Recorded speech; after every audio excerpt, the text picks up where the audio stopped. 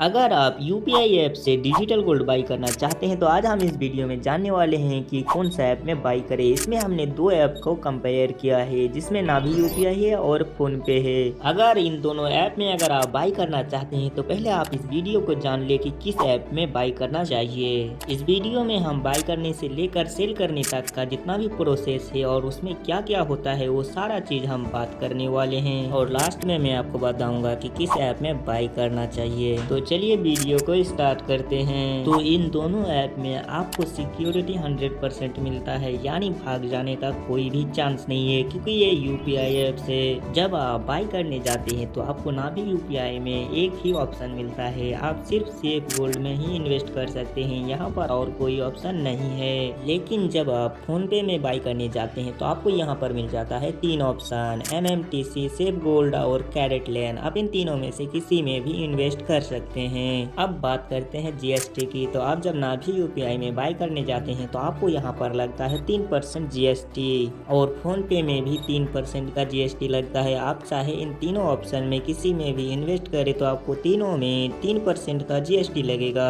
मान लीजिए आप अगर 100 रुपये का इन्वेस्ट करते हैं तो आपका मात्र 97 रुपये ही गोल्ड में इन्वेस्ट होगा और 3 रुपये जीएसटी चल जाएगा। तो इस तरीके से जीएसटी लगता है। अगर बात करें छोटा अमाउंट का तो आप नाभी यूपीआई में 50 रुपये से स्टार्ट कर सकते हो। वहीं पर अगर आप फोन पे में करना चाहते हैं तो फोन पे में 10 रुपये से ही कर सकते हो।